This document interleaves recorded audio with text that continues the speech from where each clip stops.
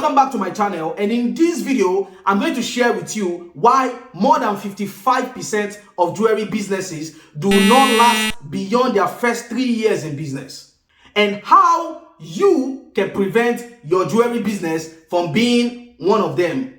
Without a doubt, jewelry business is one of the most saturated business on the internet, no doubt about it. And if you don't know this, wake up, because you are still sleeping. And the reason why is because jewelry is one of the go-to business ideas for a lot of people. And there are several reasons for this. It could be because, they themselves love jewelry. It could be because of the low barrier entry. Because jewelry is actually one of those businesses that you can start with very little capital. Also, another reason why jewelry business is the go-to business for a lot of people is because there is a lot of ways that you can buy jewelry to resell now, especially with the likes of Alibaba, with the likes of AliExpress, making it so democratic. Like they've democratized the process of buying jewelry to resell, because you can actually be on your couch at home and you can order a bunch of jewelry and it will be delivered to you at home. And this is the same exact reason why so many jewelry businesses are collapsing, because it is so easy to go into the business. It is so easy to place bulk orders. It is so easy to just chat with somebody overseas and have them ship you a bunch of jewelry. That's the more reason why a lot of jewelry businesses are fading out within the first 3 years in business. But then if you ask me personally, I think the reason why a lot of jewelry businesses are collapsing is because of the lack of knowledge on the part of the jewelry entrepreneur themselves. So therefore, I am making this video so that I can prepare you for the challenges ahead, so that your jewelry business will not become a statistic, especially a bad statistic. So if you want your jewelry business to last and without wasting your time, let's jump right into it. So basically, I'm going to be sharing with you 7 reasons why most jewelry businesses will not last beyond their first 3 years in business, so that you can learn from it. And number 1 is selling all kinds of jewelry. When a lot of people go into the jewelry business, they don't know what kind of jewelry they want to sell. They just know that they want to sell something that maybe they themselves wear, or something that they feel like is selling, or something that they feel is beautiful or affordable enough for people to buy. So they don't define what kind of jewelry they actually want to be known for. And jewelry, because it is such a saturated business, one of the ways to stand out is to be known for a particular type of jewelry. The earlier you embrace the fact that you need to be known for one type of jewelry, that you need to be specific about the type of jewelry that you are selling, that you need to communicate and say the exact category or type or style of jewelry that you sell, the earlier for you to do that, the better. So my advice for you, again, don't go into the jewelry business thinking that you can sell all kinds of jewelry, because everybody is not your customer and everybody does not wear the same type of jewelry. So you want to be very specific about the type of jewelry that you sell. And there are several ways to find your niche. If you have problem identifying your niche or choosing a niche, then I recommend that you check out this video right here. This video is going to teach you how to pick a niche for yourself, a niche that actually works and that will make you a lot of profit. Check out this video after watching this video, not now. The number 2 reason why a lot of jewelry businesses are going to collapse within their first 3 years in business is not keeping records. I have to admit that keeping records is actually one of the mistakes that I made. It was one of the mistakes that I made in my business. For the first 3-4 years after I launched my jewelry business in 2013, I wasn't keeping any record, because I'm my own boss, right? So I report to myself. That's what I was thinking in my head. I thought, like, come on, I am my own boss. I don't report to anybody. If anything is going wrong in my business, I will know. That is what I thought. But then down the line, I realized that I actually needed to have kept records in order to be able to understand the trend in my niche, to understand what kind of jewelry are people buying, what is changing, what are the dynamics, what is happening in terms of what my customers want and what they are buying more than the other. And that's not the only type of record that I didn't keep. I also didn't start collecting email leads from the beginning. So that's another type of record that you should keep. Start collecting email leads, start collecting phone numbers, start collecting anything that you can use to reach out to your customers in future. Start keeping that record. Open an Excel file, take a pen and pad, a note, whatever, just keep those records because they are going to help you down the line. Not keeping records or not collecting email from the beginning is going to affect your jewelry business because you will not be able to make informed decision. You will not be able to make decision based on facts, based on data, based on record, right? So if you have a record, if something is going wrong or if something goes off, you have something to go back to. You have record to go back to, like how much did we sell last month? Why are we making XYZ this month? How much did we sell last year? So why are we making this amount this year? You have record to go back to. So ensure that you keep record from the beginning. Also, collecting emails, collecting contacts is very, very important today because we are learning every day, or we are coming to the recognition that social media is not reliable. If you've been on Instagram, you can see that the algorithm is not predictable because there are a lot of times the algorithm will favor you, a lot of times it will not favor you. So when the algorithm doesn't favor you, by keeping records, you have something to go back to. You have something to use to reach out to your customer. Even let's assume that one day your Instagram page or your social media page, gets shut down one day for one reason or the other. And this happened to me once before. How do you reach out to all your customers? So you need to start collecting their emails, collecting their data, collecting their phone numbers or whatsoever that you can use to reach out to them in future. Lack of record keeping is the reason why a lot of jewelry business will not last beyond the first 3 years in business. Let's jump to the next one. Lack of consistency. And what do I mean by lack of consistency? Now, you see, a lot of us, when we want to start our jewelry business, depending on why we want to start the jewelry business in the first place, for a lot of people, it's hunger. Hunger is a motivation for a lot of people. So a lot of people want to start their jewelry business because they need money, because they lost their job, because they don't want to go broke, because they just want to elevate their life. So, right? So when they are starting their jewelry business, they are very hungry. Like they are hungry. They will put in every effort into that business. They will do everything. They will stay up all night. They will do everything that they need to do. Like they will become introverts just to grow that jewelry business. They will stop doing all kinds of things that they used to do before just to grow that jewelry business. But then what usually happens after they start making money? Some people, the moment they start making some type of money that they never made before in their life, when their bank accounts start to read some specific type of money that they've never seen in their life, their motivation, their enthusiasm start to drop.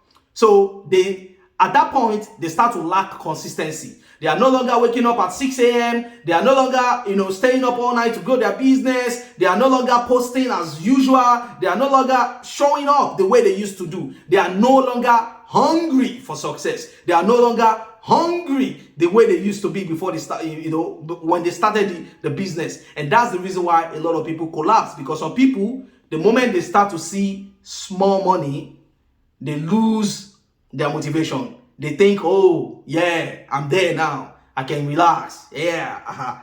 And then that's where everything starts to crumble. So I have seen this happen a lot of times. And I don't want you to fall a victim of such. And that's the reason why I'm making this video. So ask yourself, are you as motivated as you used to be when you started your jewelry business? If not, then definitely you want to check yourself before you wreck yourself. I hope not. So if you don't want your jewelry business to become a statistics in 3 years' time, definitely get back on that, on that same spirit which you used to start. Start the business, grow the business, scale the business before you can relax.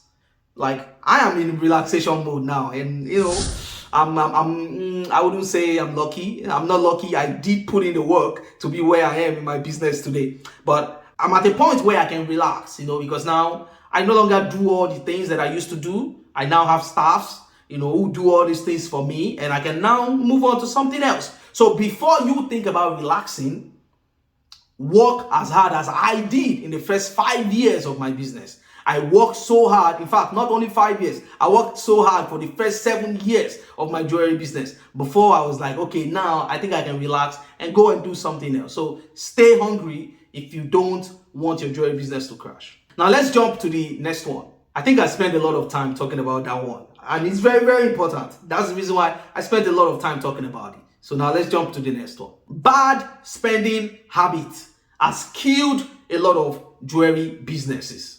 So now, because you are using the same bank account that you use for your business, for your own personal life, the money starts to get mixed up. And you don't know what should you put aside for yourself and what should you put back into your business. So bad spending habits start to become your order of the day when you don't plan your finances. So bad spending habits is one of the things that I've seen that has killed a lot of jewelry business. So please, I don't want you to become a statistic. So I advise you to do what I did. Have one bank account that is strictly for your business, and then have another account that is for yourself. So any money that you want to spend, you move it from your business account, you move it to your bank account. So you will be living off of that money, the money that is in your bank account. I don't think I even have to tell any smart person here. This is just common logic. But if you are not already doing it, definitely you want to start doing it. Don't use the same bank account that you use for your business to be doing all your personal stuff in life, because it has killed a lot of jewelry businesses. So bad spending habits, not curbing excessive money spending habits has killed a lot of jewelry business, because when you spend money anyhow, then you will not have enough money to put back into your business. So this point is kind of tied to the last one that I talked about. So you want to make sure that you are very diligent in your money. Don't say, oh, because I now have commerce in my bank account, I can start doing whatever I like. Try to grow capacity first. Grow capacity meaning make sure that you have enough stock, like more than enough stock. Make sure that you have different kind of product. Make sure that you have a functioning website. Make sure that you have people that are handling things in your business. Make sure that you employ people if need be before you start to spend excessively. Make sure you grow capacity before you start to spend money excessively, because without capacity, your business will not last beyond the first 3 years. The fifth reason why a lot of jewelry business collapse is because they treat their customers as disposable. A lot of jewelry businesses that don't last beyond their first 3 years in business always treat their customers as disposable. And what do I mean by that? A lot of people just want the customers to buy. They just want the customers to buy. And as soon as they collect the customer's money, and as soon as they deliver the order to the customer, that is the end of the relationship.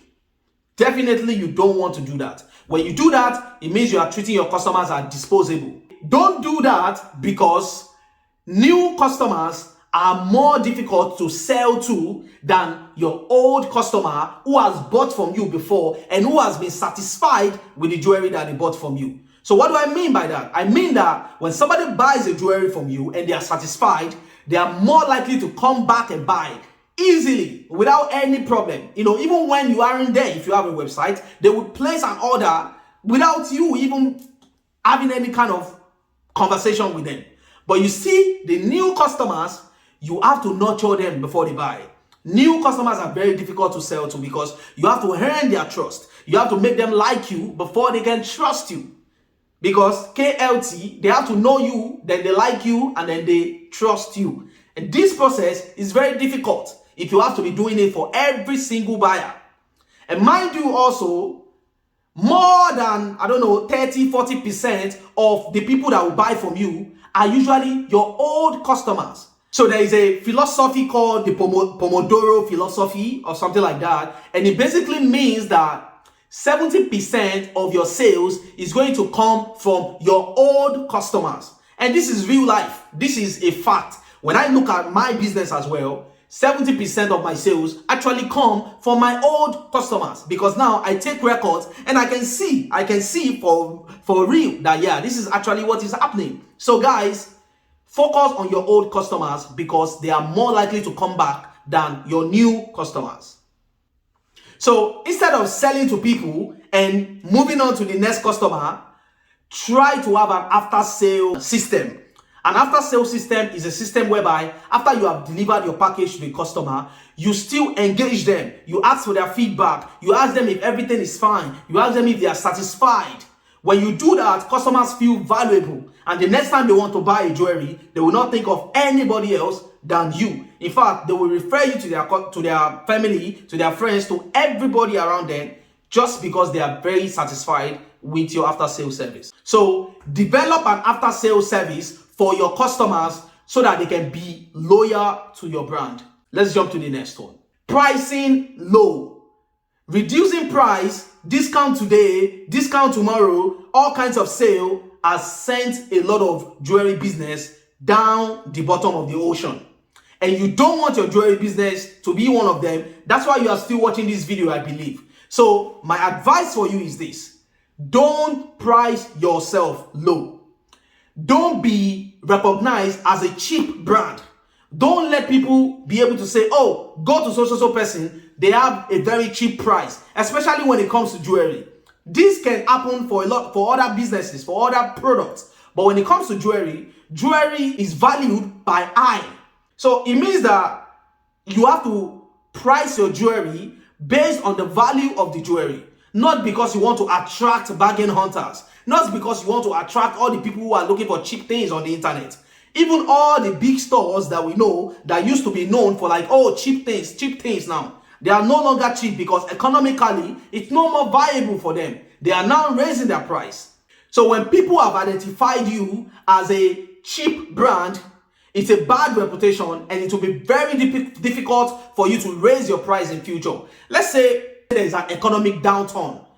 How are you going to cope? Because the moment you raise your price, customers will be like, oh no, that's not what we bargained for. And then they will move on to the next store. They will go and look for another store that has cheap prices. So try not to be that brand that is known for having cheapest price. I'm not saying doing discount is not okay. I'm not saying reducing your price a bit is not okay. Don't be known as that brand that has the cheapest price. So instead of cheapening yourself and cheapening your price and killing the reputation of your brand, understand the value of your jewelry and price it according to the value. And create content that attracts the people who will recognize the value of the jewelry. This is as simple as ABC. This is how to do it. Recognize the value of the jewelry and price it according to the value, and then go look for people who understand the value of that jewelry and sell it to them instead of pricing yourself low. Don't do that. Let's jump to the next one. Not caring about customers' satisfaction. Customer satisfaction is very, very crucial because it increases the chances of them coming back to your store. And remember what I said earlier about the Pomodoro philosophy, that 70% of your sale is going to come from your old customers. So if you don't treat your customers right, they will not come back. So hence the reason why you want to care a lot about customers' satisfaction. And a lot of you guys have something called, oh, our policy, our store policy. See, I know you have policies. They were put in place for a reason, right? But you see, customers do not care about your policy. Customers do not care about your policy. They just want value for their money. They just want to be happy. So when you have an instance where a customer is unhappy because of something that they bought from you, so long as it's not like, okay, they've used it or it's damaged or something of thereabout, you should bend your policy. You should bend your policy just to make them happy, or somehow meet them in the middle. Meet them in the middle.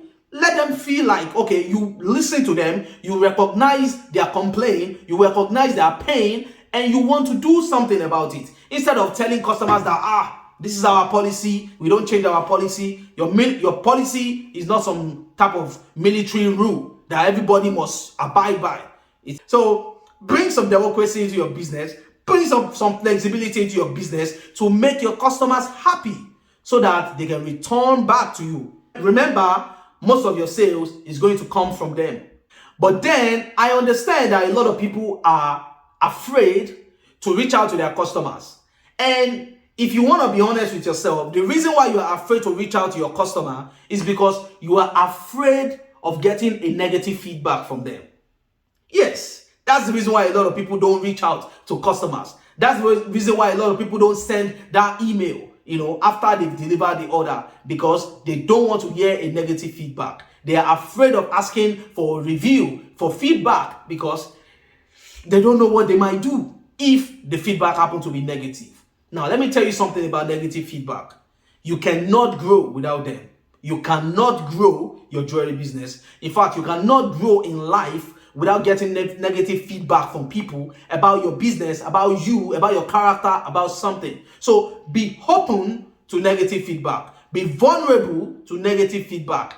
Open up your door to negative feedback. In fact, I want to hear more negative feedback about my business more than I want to hear positive feedback. That's the reason why I have a policy in place, even though I'm not consistent with it. But every now and then, I do recognize that, I need some feedback. So I send out a mass email to my customers. I send out either a survey, or I do some poll on my Insta story, just to get some feedback. What do they think about our business? How are they feeling? What do they, do they have any suggestion? Things like that I do because I want to hear back from people about my business so that I can grow. And I can tell you for a fact that it's one of the reasons why I think my business has grown very well, because I listen to people, I listen to feedback, and even the people that I work with, I'm constantly telling them to share their opinion with me. What do they think? Because they are very close to the business that I am, I would say. So I want to hear from them. They are the one relating with the customers. They are the one talking to the customers. They are the one, dealing with the customers. So I want to hear, what are the customers saying? What are they saying about us? And this has helped me grow my business a lot. So therefore, customer satisfaction should be your business priority, because their satisfaction is what will give you repeat buyers. So far, I have shared 7 reasons why 55% of jewelry business do not last beyond their first 3 years in business. So let's do a quick recap now. The first one is selling all kinds of jewelry. Don't sell all kinds of jewelry. Be known for a specific kind of jewelry. The second one is not keeping record. Keep record, keep sales record, keep customers record, keep all kinds of record, because you are going to need them someday. The third one is lack of consistency. Stay hungry. The same energy, the same motivation that you had when you started your jewelry business, keep it, maintain it, so that you can continue to grow that business. Bad spending habits: stop spending money anyhow. Spend money wisely so that you can reinvest back into the business, so that you can grow capacity. Treating your customers as disposable. Stop trying to sell jewelry and moving on to the next customer. Sell, deliver, get feedback, then move on to the next one. This is very, very important. Pricing low. Don't be known as that brand who has the cheapest price. Jewelry as an item is better priced on the value, not on cheap price or attracting bargain hunters. Don't do that. Reason is because reducing your price now might seem like a good strategy. You might get a little bit of sales, but down the line, your business will suffer for it. And the last one, neglecting customer satisfaction. Do everything possible to make your customers happy. So now, if you're watching this video, or you found this video because you just started your jewelry business, or you want to start a jewelry business, or you want to grow your jewelry business, or you want to scale your jewelry business, and you need somebody to help you in that process, I am the person that you should come to. And the reason is because over the past years, I have coached more than 250 people in their jewelry business. I have helped them start, grow, and scale their jewelry business. And I do everything that you need in order to start and grow a profitable and sustainable jewelry business. So if you need help from me, you want me to hold your hands and coach you either on a one-on-one basis, or on a DIY basis, or in a group coaching kind of setting, All you have to do is click the link below that says work with me, or that says, one-on-one coaching, or anything related to that. Click the link below and I'll see you on the other side. So guys, I hope you have enjoyed this video, and if you want to check out more content that I put out almost on a daily basis, then you should follow me on my Instagram. My Instagram is on the screen. So guys, I hope you have enjoyed this video. I'll see you in the next video. Peace out, y'all.